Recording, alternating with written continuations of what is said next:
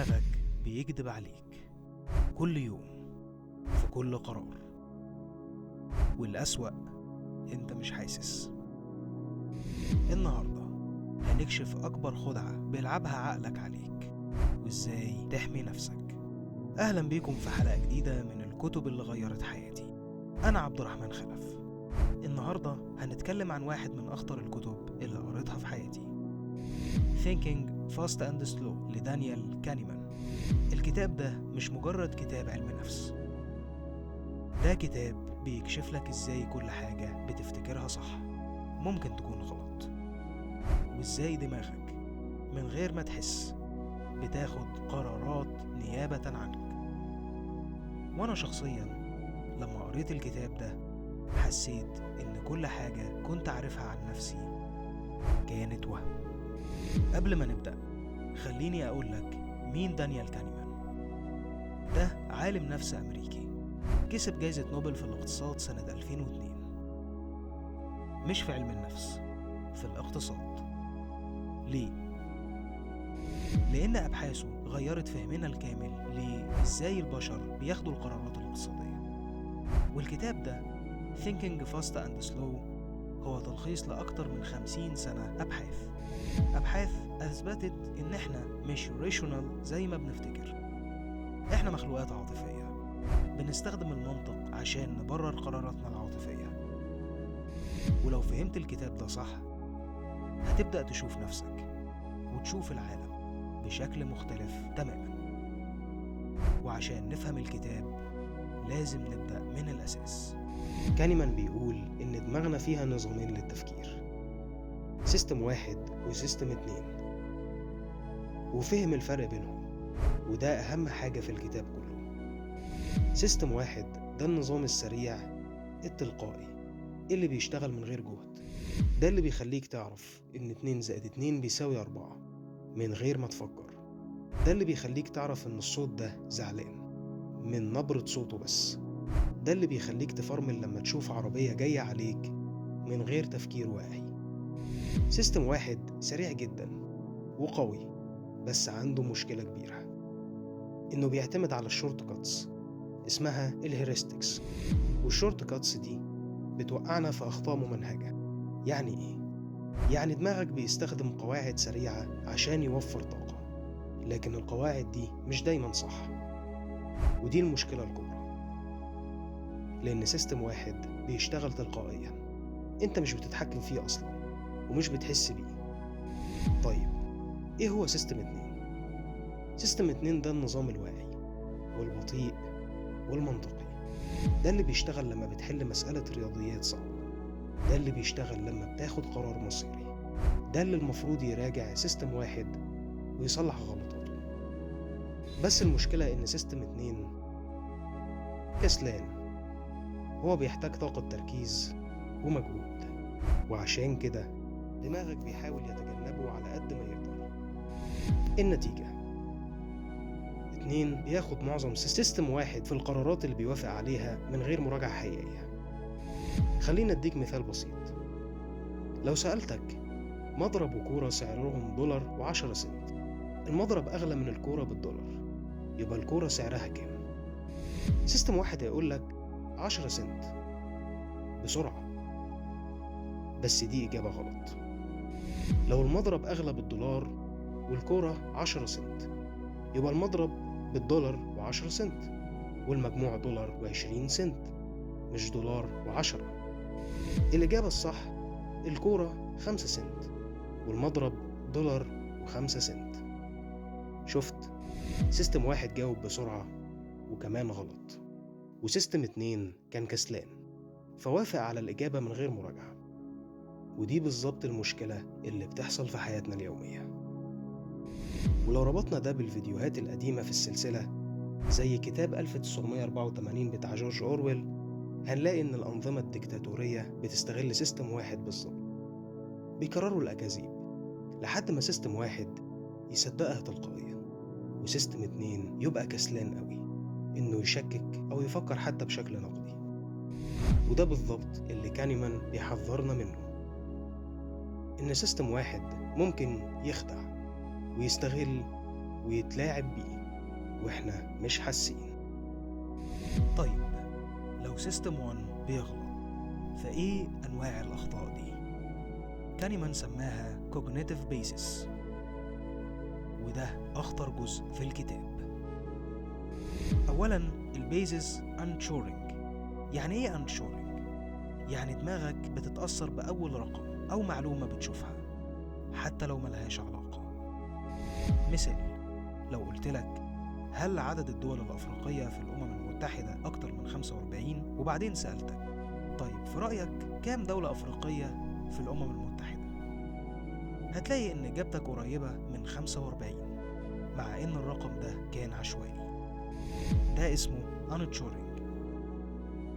أول رقم شفته رسي في دماغك وأثر على إجابتك، والمشكلة إن ده بيحصل في كل حاجة، في التفاوض، في الشراء، في القرارات المصيرية.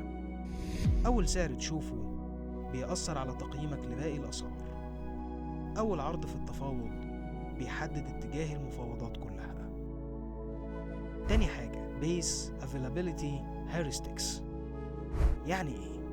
يعني دماغك بتحكم على احتمالية حدوث حاجة بناء على سهولة تذكرها، مش على الإحصائيات الفعلية. مثال، الناس بتخاف من الطيارات أكتر من العربيات. ليه؟ لأن حوادث الطيارات بتتغطى إعلامياً بشكل ضخم فبنفتكرها بسهولة، لكن إحصائياً العربيات أخطر بمراحل، لأن حوادث العربيات عادية ومش بنسمع عنها. دماغنا بتقلل من خطورتها، ودي مشكلة كبيرة، لأن وسائل الإعلام والسوشيال ميديا بتتحكم في إيه اللي بنفتكره بسهولة، وبالتالي بتتحكم في قراراتنا من غير ما نحس. تالت حاجة Base Confirmation Base، وده من أخطر البيزس على الإطلاق. يعني إيه Confirmation Base؟ يعني دماغك بتدور على معلومات تأكد معتقداتك وبتتجاهل المعلومات اللي تتعارض معاها. لو أنت مؤمن بفكرة معينة، دماغك هتلاقي كل الأدلة اللي بتدعمها وهتتعامى عن أي أدلة معاكسة. ودي الكارثة، لأن ده بيخلينا نعيش في فقاعات فكرية. كل واحد عايش في العالم بتاعه، شايف بس اللي عايز يشوفه، وده اللي بيخلي الحوار مستحيل والاستقطاب بيزيد. ودي بالظبط المشكلة اللي أنا عشتها شخصيا. خليني أحكي لكم القصة الحقيقية. لما كنت في الجامعة كنت مؤمن بأفكار معينة تخص تخصصي، كنت متأكد منها بنسبة 100%، وكنت بتناقش مع ناس تانية، وكل مرة كنت بكسب النقاش، أو ده اللي كنت مصدقه، لحد ما قريت الكتاب ده ولقيت كانيمان بيقول حاجة صادمة. انت مش بتكسب النقاش لانك صح، انت بتكسب لان دماغك بتلاقي الأدلة اللي بتدعمك وبتتجاهل اللي ضدك. ساعتها حسيت اني اتصدمت. قعدت اراجع كل النقاشات اللي دخلتها ولقيت اني فعلا كنت بسمع عشان ارد مش عشان افهم. كنت بدور على اخطاء في كلام الطرف التاني مش على حقيقة، وده غير كل حاجة عندي. بدأت ألاحظ البيزس بتاعتي، بدأت أسأل نفسي هو أنا فعلا صح ولا سيستم 1 بيخدعني؟ بدأت أشكك في نفسي بشكل صحي، مش شك بيشلني، لأ، شك بيخليني أفكر أعمق، ودي كانت نقطة تحول.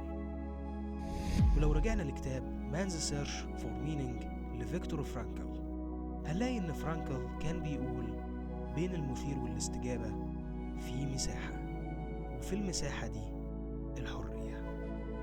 كانيمان بين سيستم 1 المثير وبين القرار النهائي الاستجابة.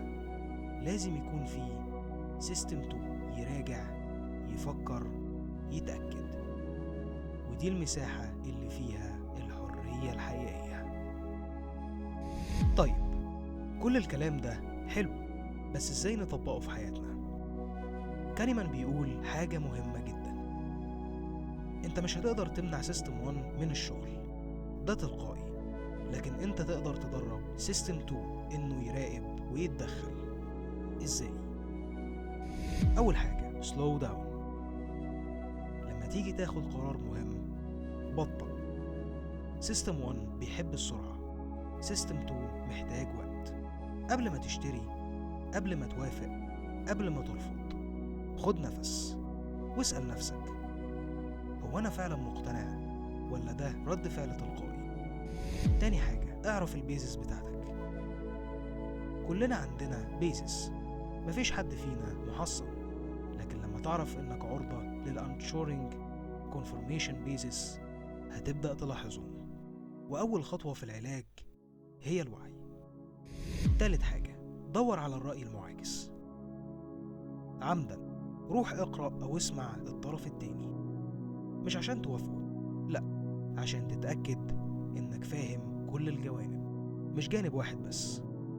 ولو لقيت نفسك بتقول دول أغبياء أو دول مغفلين، دي علامة إن الكونفرميشن بيز شغال عندك. الناس الأذكياء نادرا ما بيكونوا كلهم غلط، ممكن يكون عندهم جزء من الحقيقة انت مش شايفه. رابع حاجة بري مورتم ثينكينج.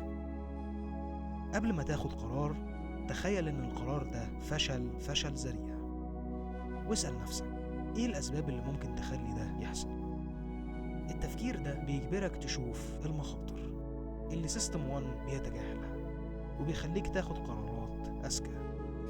خامس حاجة اعمل سيستم مش جولز. كانيمان بيوضح ان الاهداف مضللة. ليه؟ لان سيستم 1 بيحب النتائج السريعة، والاهداف بتدي احساس زائف بالانجاز.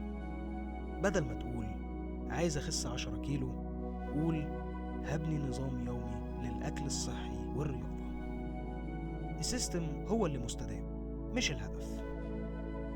ودي الافكار اللي اتكلم عنها دي بورج في كال ويبورت، إن الإنتاجية الحقيقية مش في تحقيق الأهداف، لكن في بناء أنظمة بتشتغل على المدى الطويل. Thinking Fast and Slow مش مجرد كتاب علم نفس، ده كتاب بيكشف الحقيقة المرة، إن إحنا مش أذكياء زي ما بنفتكر، إن قراراتنا مش منطقية زي ما بنتخيل، وإن دماغنا من غير ما نحس بتخدعنا. بس الكتاب ده مش بيخلينا نيأس، بالعكس، لما تعرف ان في سيستم 1 بيشتغل تلقائيا وان سيستم 2 ممكن يراقب ويصحح، يبقى عندك أداة تحميك من التلاعب، أداة تخليك تاخد قرارات أفضل، أداة تفتح لك عينيك على الحقيقة مش الوهم. وأنا شخصيا بعد ما قريت الكتاب ده بقيت أشك في نفسي أكتر، ودي حاجة كويسة. بقيت أسمع أكتر من إني أتكلم، بقيت أبطأ في القرارات المهمة، وبقيت أفهم إن الناس اللي مختلفين معايا مش بالضرورة يكونوا أغبياء، ممكن يكونوا شايفين حاجة أنا مش شايفها. فلو أنت عايز تفهم نفسك أكتر، لو أنت عايز تحمي نفسك من التلاعب، لو أنت عايز تاخد قرارات أذكى في حياتك، اقرأ كتاب التفكير السريع والبطيء Thinking Fast and Slow. مش هيبقى قرايته سهلة، الكتاب صعب وعميق، لكن هيغير طريقة تفكيرك للأبد. لو استفدت من الفيديو ده ما تنساش تعمل لايك وتشترك في القناة وفعل الجرس عشان يوصلك كل فيديو جديد.